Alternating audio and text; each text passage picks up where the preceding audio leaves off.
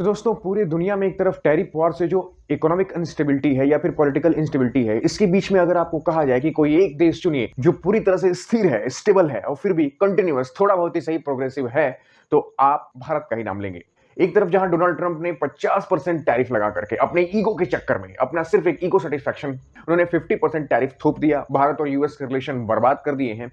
वहीं वेस्ट की एक बहुत बड़ी कंट्री यूनाइटेड किंगडम ने भारत को 0% टैरिफ का ऑफर दिया है। हाल ही में यूनाइटेड किंगडम के प्राइम मिनिस्टर केयर स्टारमर अपने 100 प्लस से भी ज्यादा ट्रेड डेलीगेटर्स के साथ मुंबई में एंट्री ली है। ये बड़े बड़े कंपनीज के सीईओ हैं और ये फाइनल सिग्नेचर करने आए हैं India UK free trade agreement पर। अब ये फ्री ट्रेड एग्रीमेंट क्या है? दो देशों के बीच में जब भी व्यापार होता है तो दोनों देश एक दूसरे के ऊपर कुछ ना कुछ टैरिफ लगाते हैं, जो आप देख ही रहे हैं। यूएसए और इंडिया के बीच में बहुत सारा इसका न्यूज चल रहा है। लेकिन इंडिया और यूके ने एक दूसरे से एफटीए में मिनिमम टैरिफ, जिसमें कि इंडिया के 99 एक्सपोर्ट्स पर यूके 0% टैरिफ लगा रहा है, वहीं इंडिया यूके के एक्सपोर्ट्स पर मिनिमम 3% का टैरिफ दे रहा है। यानी कि उनके जो सामान हमारे यहां आएंगे उनके लागत में 3% एक्स्ट्रा प्राइस जोड़ करके यहां बेचा जाएगा, वहीं हमारी तरफ से जो सामान जाएंगे वो हूबहू जिस लागत पर भेजे गए हैं उसी लागत पर बिकेंगे, यानी सस्ते बिकेंगे।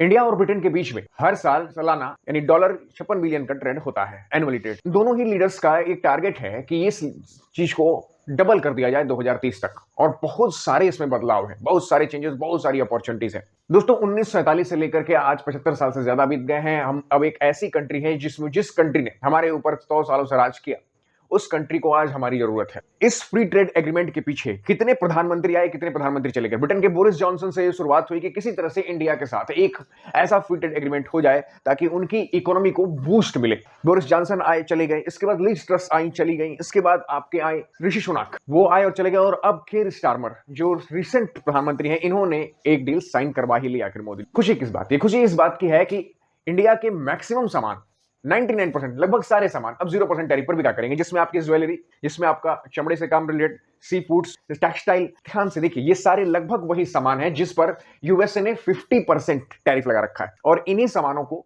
यूके ने 0% की टैरिफ से अपने यहां इनवाइट किया है। इंडिया और यूके का जब भी ट्रेड होता है, इंडिया हमेशा फायदे में रहता है। मतलब इंडिया लगभग दूना एक्सपोर्ट करता है, बेचता है, खरीदता कम है। तो सबसे इंपॉर्टेंट कंडीशन आता है वो है सोशल सिक्योरिटी टैक्स का। डबल कंट्रीब्यूशन कन्वेंशन ये कहता ये है कि यहां से जो एक्सपर्ट्स यूके में जाते हैं, जैसे आपने अभी H1B वीजा का मामला देखा होगा, उस पर 1.5 लाख के टैक्सेस लगते हैं। उस तरह से जब आप कोई किसी फॉरेन कंट्रीज में जाते हैं कुछ काम करने के लिए, तो वहां पर आपको सोशल सिक्योरिटी टैक्स देना होता है। ब्रिटेन में इस एफटीए के तहत ये 0 कर दिया है। मतलब कि उससे अब जितनी सैलरी आपके हाथ में आएगी वो सैलरी आपकी अपनी होगी। जाहिर सी बात है, जो इंडिया से ब्रिटिश शेफ, आपके बिजनेस विजिटर्स या टेक एक्सपर्ट्स जा रहे हैं, उनके लिए फायदे की बात है। अब आ जाते हैं कि ब्रिटेन इतना नुकसान करवा करके भी, क्योंकि आपको पता है वहां से जो आ रहे प्रोडक्ट्स पर 3% का मिनिमम टैरिफ लग रहा है। भारत सस्ते में नहीं खरीद रहा, भारत उन पर टैरिफ लगाएगा। तो इतना नुकसान करवा के ब्रिटेन खुश क्यों है? इसके पीछे रीजन है इंडिया का बड़ा purchasing power. Purchasing power capacity में हम तीसरे नंबर पर आते हैं। 140 करोड़ की ह्यूज पॉपुलेशन, एक बड़ा मार्केट। इसका मैं एग्जांपल देता हूं आपके सामने। जो लग्जरीज गाड़ी आती है, इसमें रॉयल्स रॉयस का आपका नाम सबसे ज्यादा इंपॉर्टेंट है। इस पर 100% टैरिफ लगता है। मतलब जितना दाम उतना दाम डबल करके यहां बिकती है। सोचिए, 100% से ये 10% टैरिफ पर आ गई।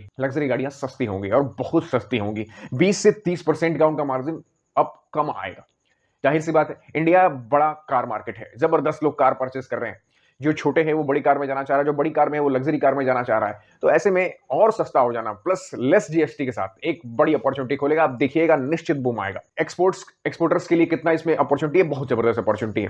जिन जिन चीजों को यूएसए ने अपने यहाँ हार्ड कर रखा है, उन सभी सामानों को यूके ने अपने यहाँ मंगवाया है। ब्रिटेन लग्जरी गुड्स जैसे ज्वेलरी हो गई, आपकी एमएसएमई की जो शो केसेस होते हैं, वो जो हमारे यहाँ के लोकल मैन्युफैक्चरिंग बनाते हैं, ये लोकल मैन्युफैक्चरर्स को अब अपने एक्सपोर्ट्स को डबल करना होगा। जाहिर सी बात है, इसमें लोग लगेंगे तो एम्प्लॉयमेंट भी जनरेट होगी। लगभग लाखों के एम्प्लॉयमेंट जनरेट होने का चांस है। तो एक तरीके से विन विन सिचुएशन दोनों तरफ लग रही है। डर किस बात का है? डर इस बात का है कि कहीं हम फिर से कंजम्पशन मार्केट बन के न रह जाएं। वहां से जो गुड्स आएंगे हमारे यहाँ केवल बिकने न शुरू हो जाए। इसलिए इंडिया ने बहुत समय लिया है, बोरिस जॉनसन से लेकर के और केयर स्टारमर तक का समय लिया है। सिचुएशन में, करंट जियोपॉलिटिकल सिचुएशन में एफटीए ब्रिटेन के साथ हमारे लिए बहुत फायदेमंद है। दुनिया चाइना की सप्लाई चेन से बाहर निकलना चाहती है और भारत ने शुरुआत की है उनको एक ऑप्शन देने की। इस सप्लाई चेन को ब्रिटेन ने सबसे पहले हाथों हाथ लिया है और आगे इसके फायदे आपको 3 से 4 साल में नजर आएंगे।